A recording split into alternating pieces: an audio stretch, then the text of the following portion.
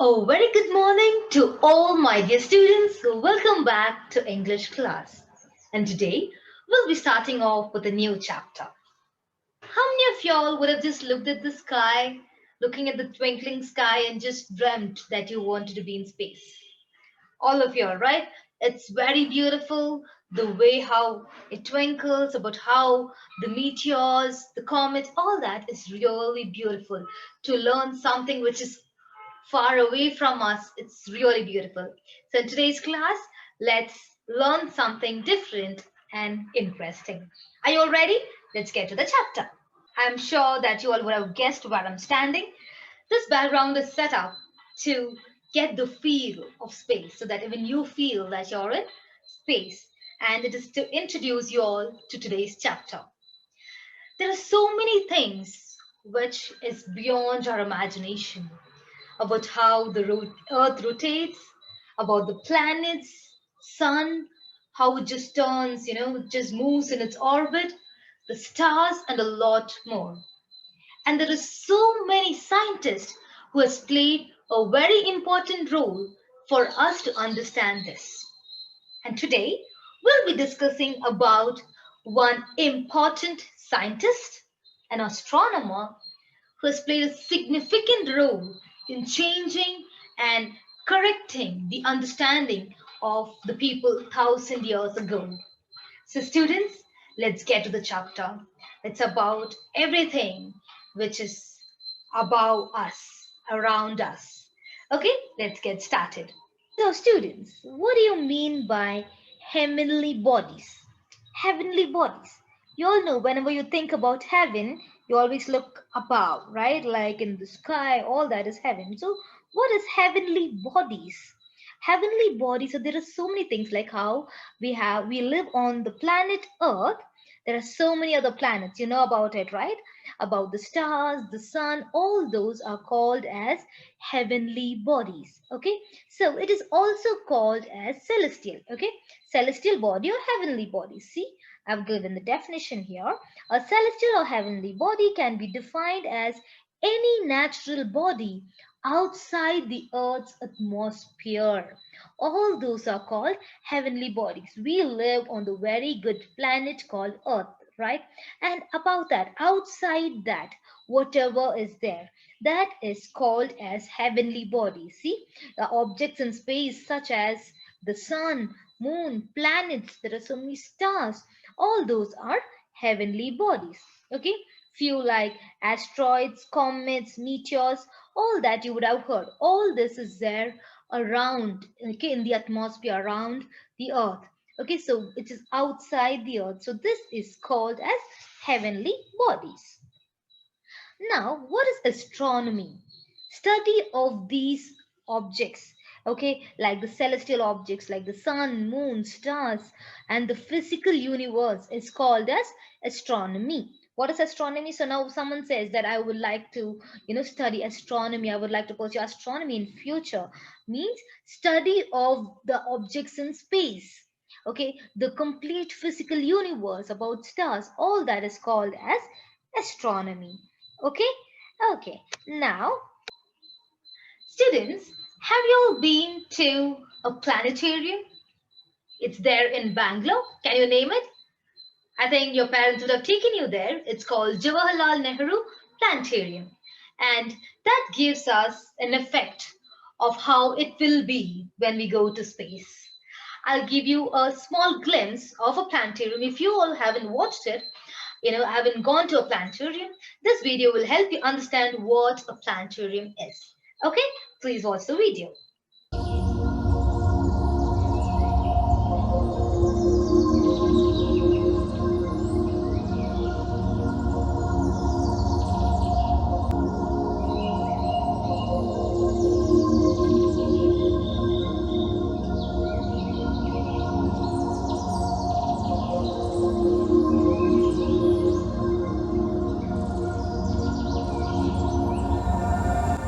This is how a planetarium looks like. Hope you understood.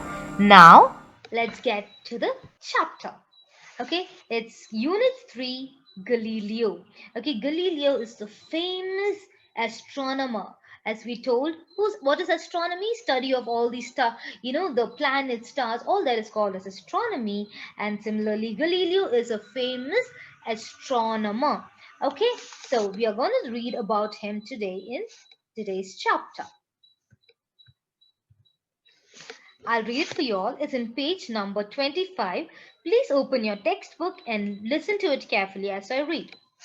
It is common knowledge today that the Earth is a planet revolving round the Sun. But there was a time not many centuries ago, even even learned men believed that the Earth was fixed in space and the Sun and all other heavenly bodies went round it. The man who first brought to light the facts about them was a great scientist and astronomer called Galileo Galilei.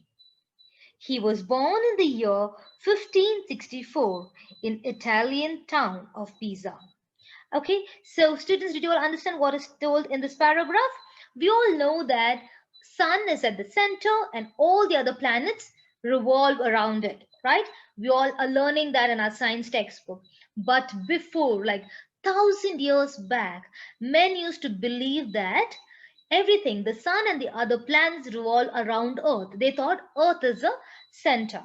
Okay, so I'll just show you a video of how a 3D video of how sun is in the center and how all the other planets revolve around it, so you get a clear understanding.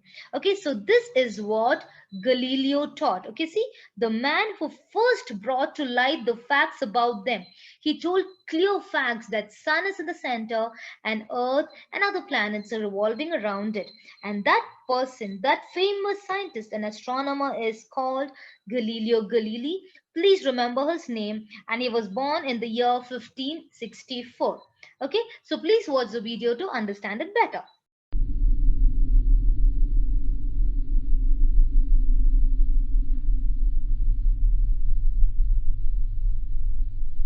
By now, I'm sure you all would have understood. Next, let's go through the second paragraph. In the year 1608, a man called Hans Lippershey, a native of Holland, invented the telescope, the instrument with which astronomers watch the sky. The telescope makes distant objects appear to be near and magnified several times over. Okay, so I'm sure you all would have had, all of you students would have had a binocular, right? Your parents would have bought when you go to for trips. You just see when birds fly far, you'll be having a binocular to zoom in. It makes it look bigger. Similarly, to look into the sky, the stars, all that, the instrument which is used is called as telescope. Okay, this telescope will magnify means make it several times bigger. It might be small, that with our naked eyes the star looks too tiny, too small, but when you look through the telescope, it will be magnified means it look huge. It will be the size of whatever we see through our naked eye will be multiplied through a telescope. Okay, so the first person in Holland was a person's name, Hans Lippershey. He's the one who invented telescope. Okay, and then what happened? When Galileo heard about the invention, he became greatly interested in it. Okay, so even now we get to know, right? There are so many people who invent new things to make things easier. Similarly, even when Hans Lippershey had made this telescope, Galileo, as he's a scientist and astronomer, he was very inspired by this instrument. Okay, he's very interested in it. He had at this time begun to study astronomy, and he saw that the invention would be a wonderful aid to the astronomer. He set to work on making a telescope for himself and very soon succeeded in making one which was better than the one Lippershey had made. And you know how wonderful it is? Galileo was was inspired by the person who made the telescope, and he tried making one for himself. He tried to invent a new telescope for himself, and he finally succeeded in making it. Okay, so this is how a telescope looks. Can you see it? This you can a small pipe like structure, and you direct it to the place where you want to see.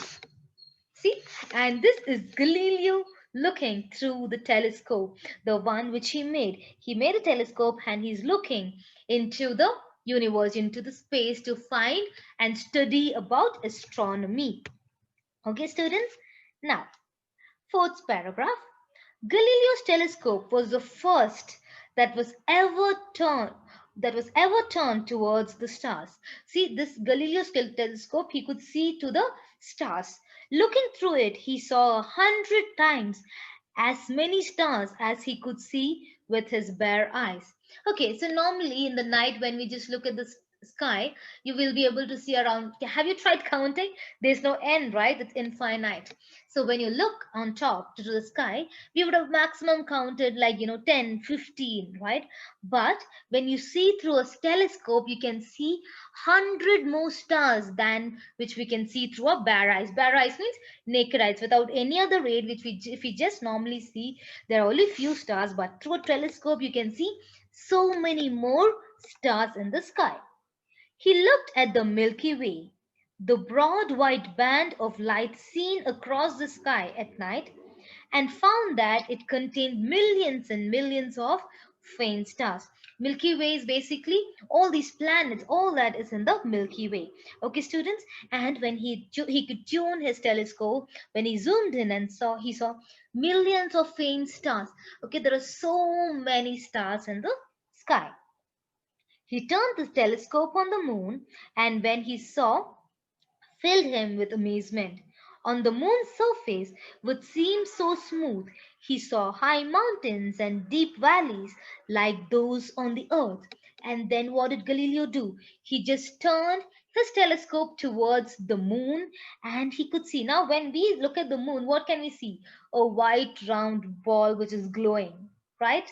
But when he saw, he could see, certain high mountains and deep valleys on like how it is on the earth. Same thing he could see on the moon. I'll show you a small video about how moon would look like so you get a clear understanding. Please watch.